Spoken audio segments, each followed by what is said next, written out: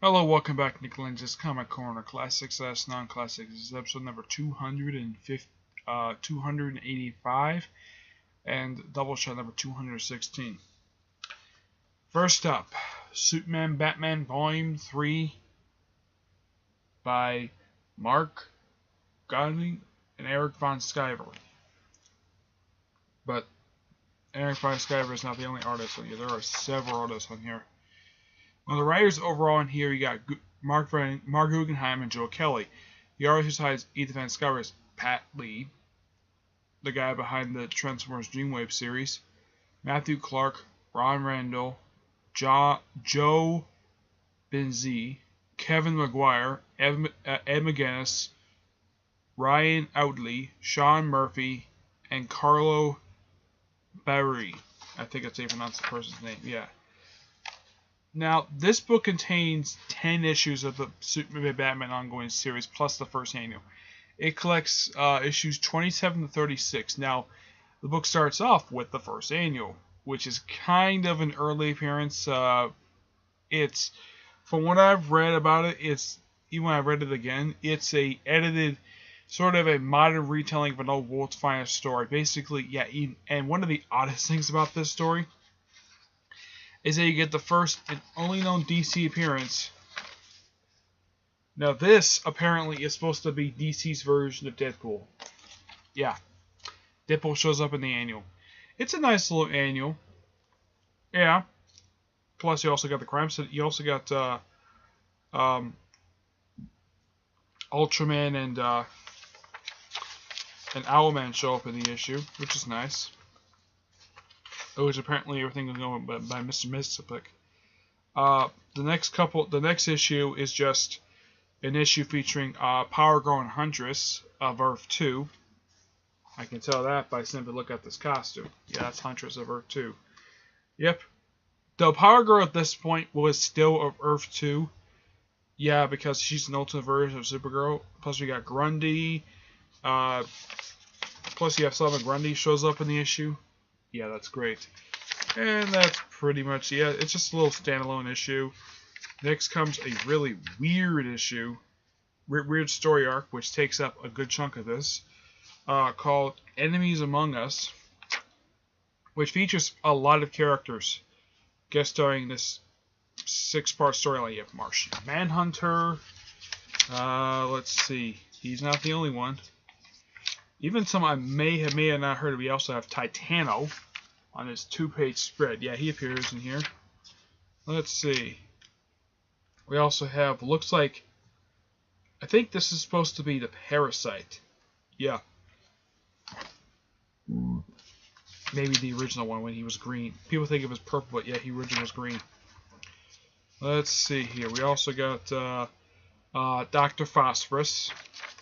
An old Batman villain. Let's see, who else? We also get appearance by Jon Stewart.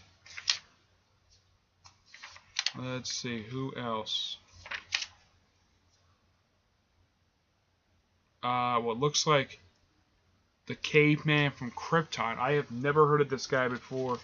Even when I read this again, I'm like, who the heck is the Caveman from Krypton? Yeah, it's quite bizarre.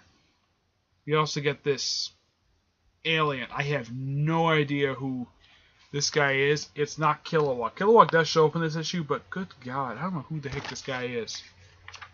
Let's see, who else is it? Let's see here.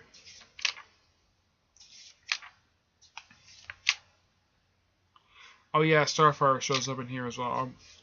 When she shows up in here, I'll point her out. We also get appearance by Lex Luthor. Plastic Man. Let's see here. Yeah. Here's Starfire in her George Perez outfit. Some people like her in this outfit better than the outfit that the artist in Red Hood and the Outlaws gave her. Let's see. There are more. Don't worry. Yes, there are more. Let's see. We also get this guy. Another one I've never heard of. Zonk. Yeah, I'm not familiar with him at all. Yeah, he shows up in here as well. Let's see. Ultra the Multi-Alien. Yeah, and he actually did appear in the first 10 issues Justice League United before he was removed. Supergirl, and this is Kira Zor-El, the one that Jeff Loeb brought into the current, basically post-crisis continuity. You gotta thank him for bringing this lovely teenager to her. Yeah, she's a teenager. Good thing about this is that they don't give her an upskirt shot. Thank God for that. Let's see. Yeah, there are more. We also get appearance by the Joker. Yep, the Joker shows up in here. And yes, his face is perfectly fine. Let's see.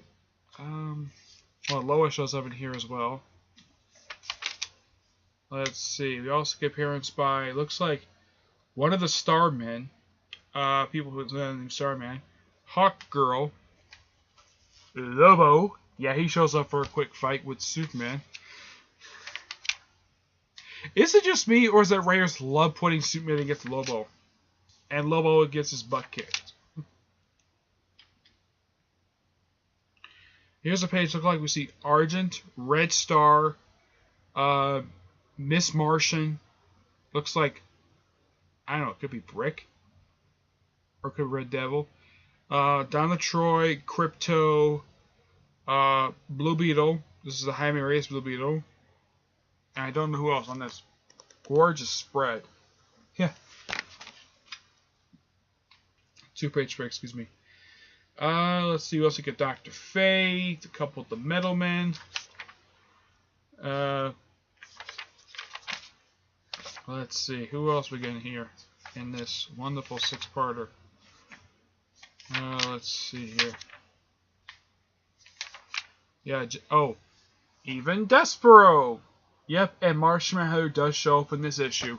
Yeah, like I've said before, it must be an editorial man. Anytime that this guy shows up, Martian Manhunter has to be in the comic. In some way, shape, or form. And look, there he is. It's Martian Manhunter. Sheer coincidence. That was a really weird... Now, the last couple issues are done by Pat Lee. You can tell that by looking at the artwork that this is Pat Lee. Some people might be familiar with this Transformers series from IDW, Dreamwave. I mean, if IDW ever... Yeah, and he has a reputation for not paying his co-artist. Yeah. Yeah, him and his partner who formed Dreamwave have a history of embezzling. I'm not kidding. If you look it up, yeah, they have embezzled from their 2 companies they formed twice. Yeah, and this, pretty much the whole point of the last 3 issues in here is just to introduce the Metalmen. Yeah, I do like the writing of these 3 issues, not the artwork. Pretty much when it comes to the issues in here, the annual was really good. The nice standalone issue featuring Power Girl and Huntress is really good. That 6-parter featuring pretty much almost the entire DC universe, including bringing some really obscure villains like Titano, Zonk, and Caveman from Krypton. But there was some I was familiar with. But like Titano, I was familiar with, but Zonk and Caveman from Krypton, I was not familiar with at all. And the last 3 issues is just Superman and Batman teaming up with the Metalmen. That's simply the whole point of it. And Pat Lee does the artwork. Yeah. A majority of the artists, with the exception of Pat Lee, is really good. Pat Lee has sort of a very... How should I put it? His art style is sort of has sort of a minor glare to it. Yeah. That's one thing you gotta notice about Pat Lee's artwork. Yeah, has sort of a minor glare to it. Yeah, that's one way of putting it when it comes to his artwork. But I'm not going to insult the guy's work. But yeah, this is the guy who did Transformers for the Dreamwave comic. Yeah, it's the same artist. Despite that, I give the book a 8.75 out of 10. I would take an extra quarter point up against a Pat Lee. But this is still good. I also recommend getting the first 2 books, which was done by both Jeff Loeb and McGinnis. The only reason I'm reviewing that one first because was the one that was available. Okay. Next up, Deadpool: The Art of War by Peter David, and artwork by Scott Kublish. Yeah, this is a very good one and done little mini series. Yeah, Deadpool trying to come up with his own art of war. Basically, tries to steal from Sun Tzu. Yeah, with his own alteration. Yeah, mostly this features Thor and the Asgardians. There are references to other writers. Now, Loki himself does appear in here, but this is not the good Loki. This is evil Loki. Yeah, and there's references to the Matt Fraction stuff with Journey to Mystery, and with the Journey to Mystery, and when he first showed up in Thor, and when Thor was a woman. Yeah, there's references to those two things.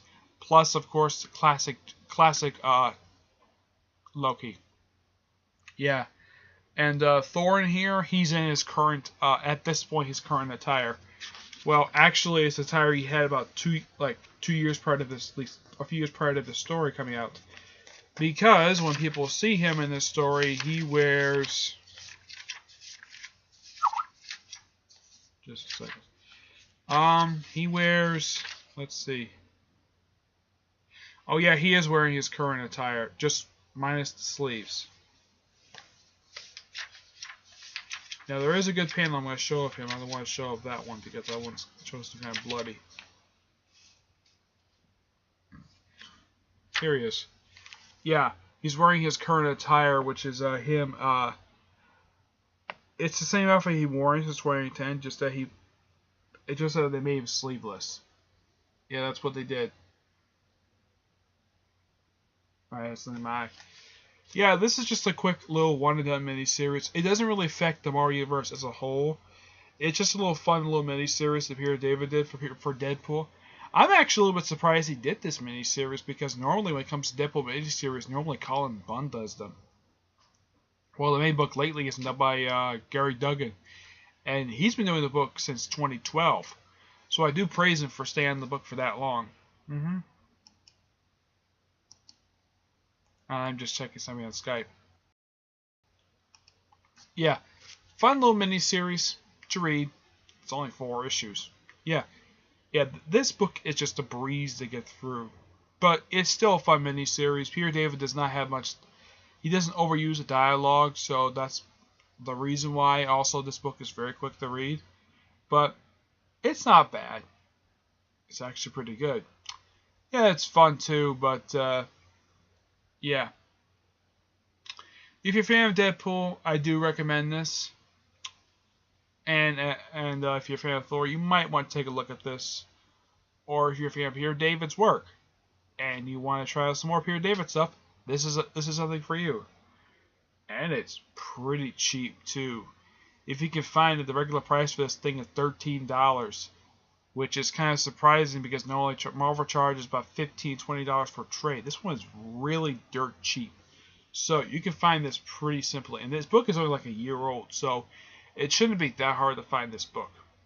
So I give this book a 9 out of 10. It's a fun little mini series. All right, that's it for this episode. Stay tuned for the next episode, which should be episode 186. And Doubleshot number 217, okay? Until then, see you there. Bye.